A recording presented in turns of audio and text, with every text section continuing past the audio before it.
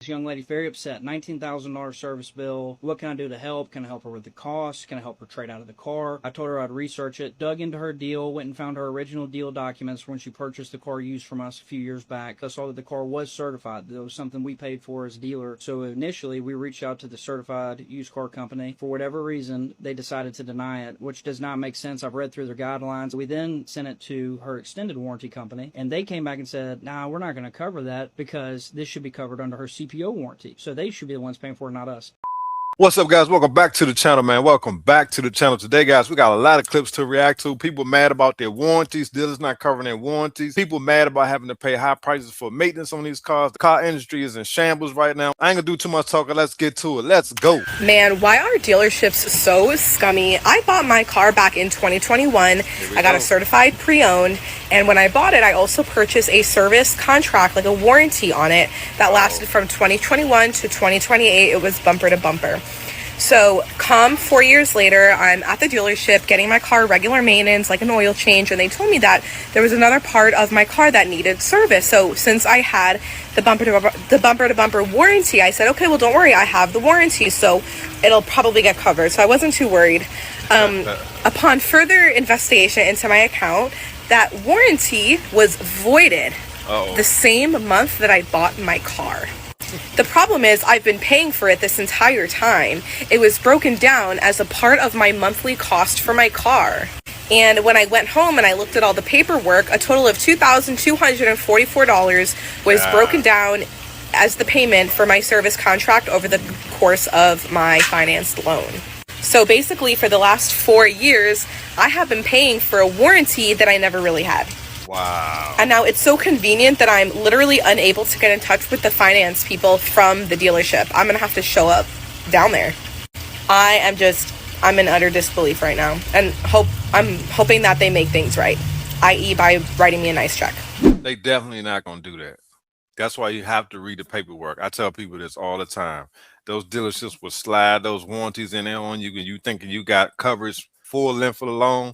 Come to find out you don't have nothing. That's crazy. The biggest ripoffs a used car dealership can sell you is a third-party extended warranty if you're not aware of a key detail. Right now we have an extended warranty claim in the shop. This vehicle was actually just recently one of our videos. It needed a whole bunch of stuff. So it needed engine mounts. It's even got oil leaks. The struts were leaking. Now, under his contract, struts aren't covered and the engine mounts aren't covered. But oil leaks are, seals and gaskets. So the upper front timing covers are leaking down onto the alternator.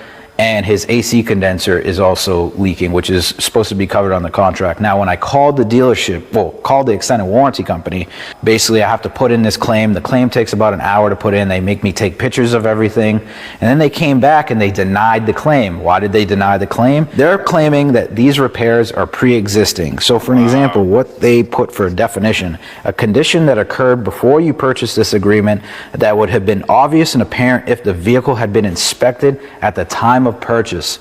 So guess what? Now the client's stuck with this. The dealership just sold him this car. It's got all these problems. He calls his extended warranty company and they're saying that these issues was present before he bought the car.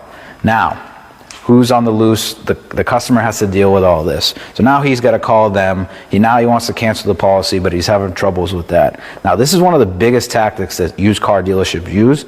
And what they do, they buy a car knowing that it needs all these repairs, right? And they try to sell the person an extended warranty, and they're like, oh yeah, everything's covered. Bumper to bumper, that's what they say. For an extra $13 a month, we can get you an extended warranty and everything's covered. Customer drives off the lot, drives it to his favorite Mercedes shop, 603 MTech Auto Works. I love this car, and then finds out that it is the biggest turd.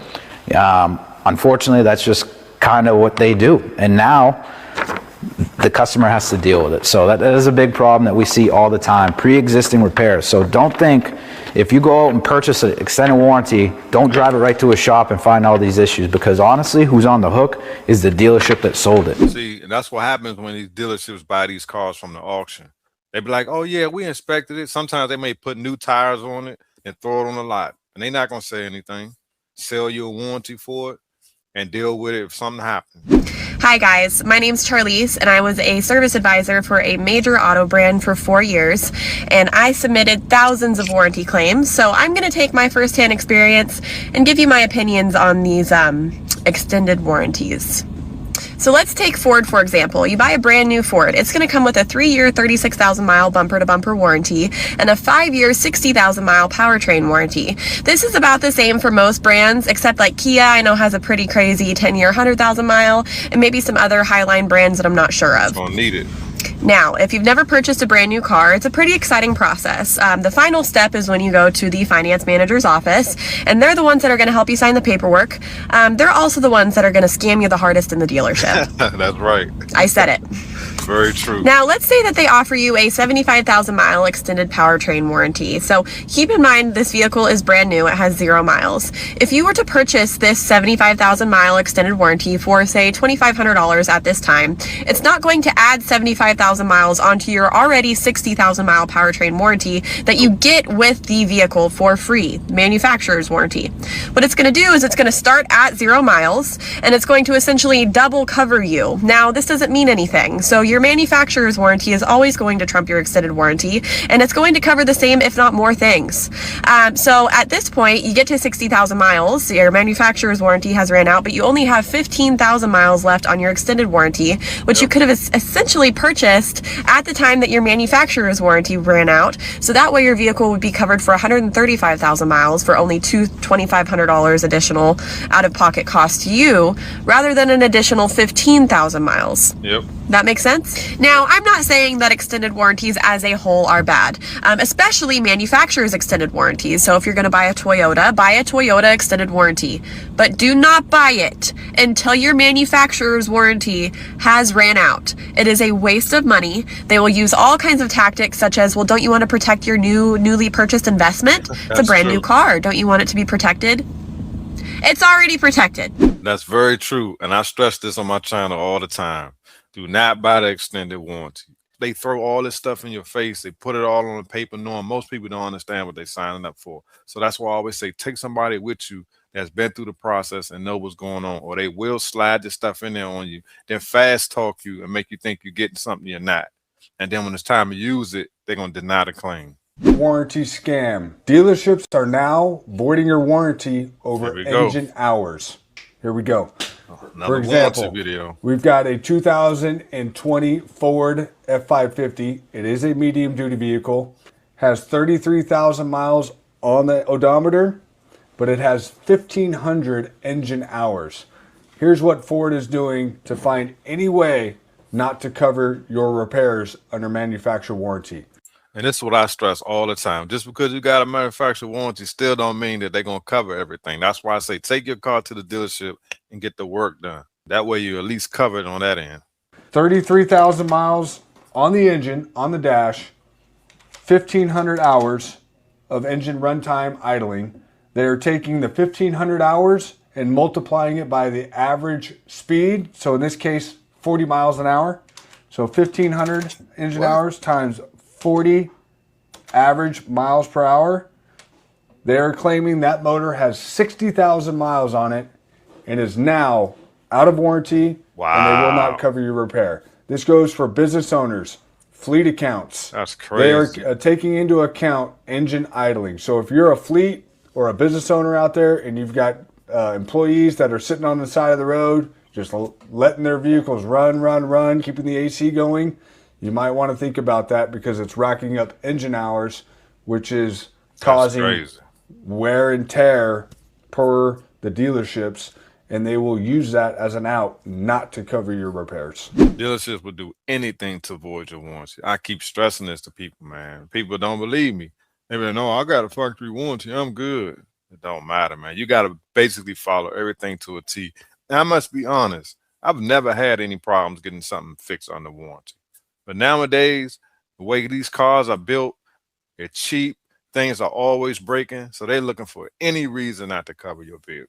All right, guys, this is what I want to get into when you're financing an old car, especially a car with high mileage.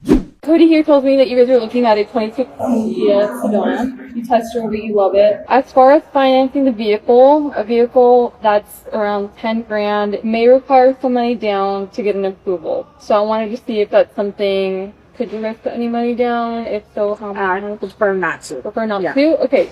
No worries at all. Now what we're dealing with is that the banks that normally give us approvals for vehicles over 100,000 miles are telling us no. So I wanted to see, is there another vehicle on the lot that you may be interested in? It's just that we're not having any luck with it right now. Even with a little bit of money down, we tried sending it with like 2 to 3 and they're still saying no. It's over the mileage. So they want under 100,000 miles. Yes. And they're still going to require me to put money down? Not necessarily. Another thing too is where credit's sitting at, like in the 6s, mid 6s. That could be another reason as well, but it would definitely help with the vehicle that's a little bit less in mileage, especially under 100,000. What were you hoping to be at as far as like a monthly payment? I really don't want to exceed 600. If you're open to it, we can see what vehicles are more likely versus less likely, and then try to see if we can make something work with like a newer unit, just because the approval is going to be better. Yeah. Perfect. I feel like she probably should have went to a whole different dealership.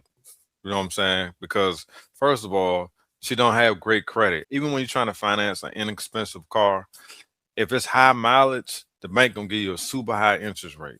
That's why they're saying you might want to look at a newer car. So I wanted to throw this clip in there because a lot of people have been asking me, I wanted to get this car. It's only 15,000. Should I finance it? If you finance a car for that amount and it's an older car, they're going to give you a high interest rate. Even if you have good credit, they're going to give you a high interest rate because it's a loan to value thing.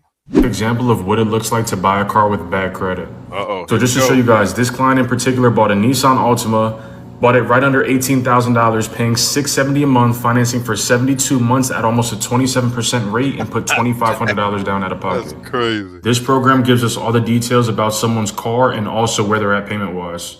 So this person's Nissan Altima has almost 112,000 miles on it. They've made 34 payments so far, and they still have 38 payments remaining. See what I'm saying? Now, remember in the last clip, her payment's $670 a month. You take $670 and times it by these 38 remaining payments, you're at $25,460. Now, this is the part that hurts a lot of people. Remember how I said her car has 112,000 miles? Yeah, this is what her car appraises for via Carfax, so yeah. Wow. So give or take, she's about $19,000 upside down on her current car loan. Now, the real question is, do you think that this Nissan Altima is going to last up until the car is paid off? Heck no. I think we all probably know what the answer is there. But nevertheless, because her interest rate is so high, that's why she still has such a high balance on her car. So much of her payments were going straight towards interest, and it wasn't really hitting the principal at all. And that's why she still owes $25,000 on this thing. That's crazy. And see what I'm saying? That's what happens when people want to finance these inexpensive cars, these older cars, man. It's just not worth it sometimes. Sometimes it's better to just keep saving up and pay cash. Because like I said, with good credit, you still going to have a high interest rate. And then when you're trying to get rid of that car or something happens, there is lots of negative equity that we have to deal with. How many kilometers are on it? 124. Yeah, they just don't book for anything. yeah. We have a 16 that we can't sell. The problem comes down to financing. Everyone's looking for an inexpensive vehicle. Yep. And then they see that it's listed at, because it's listed at $14,250 right now. So everyone says, hey, that's a great price. I want to buy it. Well, most lenders will only finance that over 36 months. They're looking at it because they want a low payment. But then when the payments come around, they're like $600. And they say, I don't want to pay $600 for a 2016 with, higher kilometers. Yep, and that's what I was saying, guys. It's the mileage, the year, all that stuff play a factor. And even if they do finance it, the interest rate gonna be high. So I wanted to make this video because, like I said, guys, I've been getting a lot of questions about a lot of different things, and what I want to do in this channel is kind of answer questions and use my clips to kind of answer those questions, and I add to it. That's the whole purpose of this video, and the whole purpose of this channel right now is to help people when they're trying to buy a car, when they have certain questions. You can email me. I'm gonna leave my email at the bottom of this video.